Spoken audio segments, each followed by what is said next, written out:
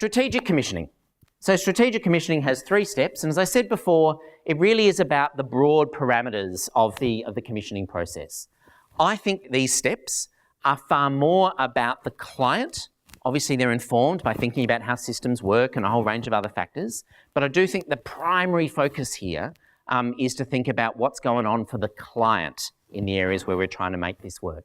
The 2 first steps there, one is about assessing needs and resources. It's about understanding the population. It might be understanding the subgroups within the population.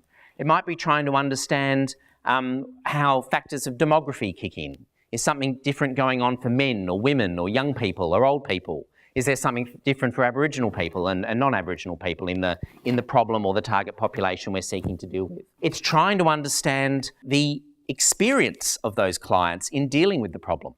So what is it that if our target population was, for instance, say, I don't know, teenage mums, what is their experience of having a child at quite a young age? Do they think it's a problem? How do we understand that? If they don't think that's a problem and we do, well then we're going to actually have to work out how we work that together in terms of how it is that we design and shape services. Yeah? It's also about understanding the resources that are available, and that may not just be resources I think we can take a broad view on. So resources might be, within the target population we're talking about, what are people's friends and family networks? What are the informal resources? What are the other things that are sitting around a client which are sources of strength or sources of resource or things we can work with with clients to actually get to a better result. But it might also be hard resources. How much money? Yeah? What are we spending? What are we spending within a specific program? What are we spending within other parts of government?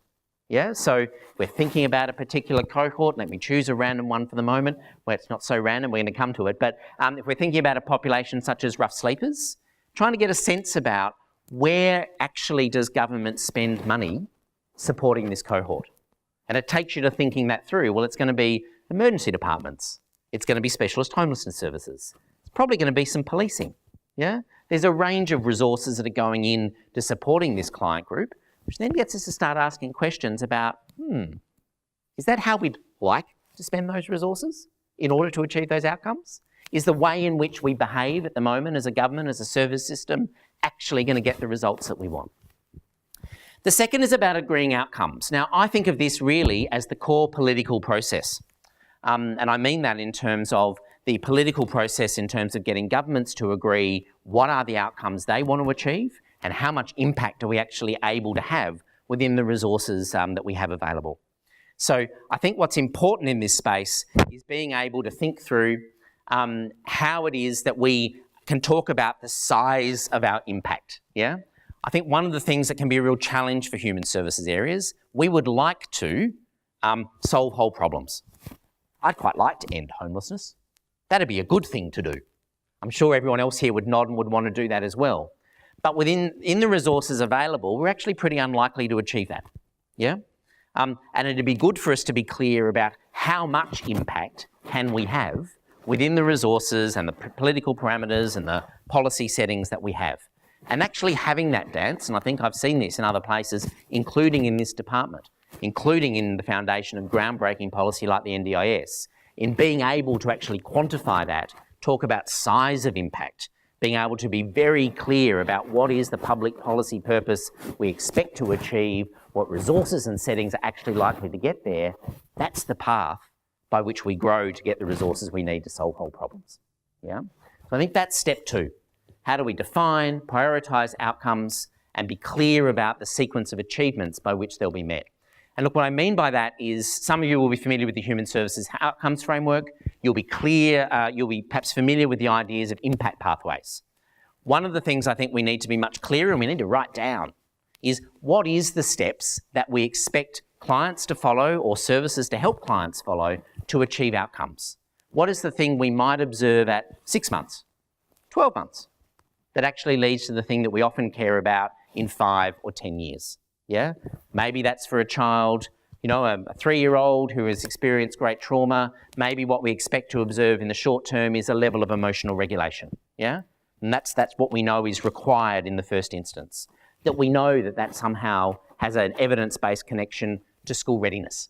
Yeah, so that kid being ready to go to preschool even, perhaps. that leads to an opportunity where that child, by the time they're 5 or 6, has developed great relationships with teachers in a school environment and is learning and meeting those kind of educational milestones. There's a couple of things in that. One is us writing it down, being clear. What are the steps we're following on that journey? The other is us being informed by evidence. So actually there are lots of ways we can talk about this and it will feel logical. What FACSA and various other people in the organisation can help us do is make sure we're focusing on the steps on that journey that the evidence tell us really matter. Yeah? That maybe it's emotional regulation for the 3-year-old that we really need to focus on, not another factor which might seem logically right. I'm not claiming that's an evidence-based statement, I'm merely using that to illustrate, but that we focus on the right things and know that as we move into understanding what services do, they're focusing on the right immediate results as well. Evaluate outcomes we'll come back to, but it really is the feedback loop.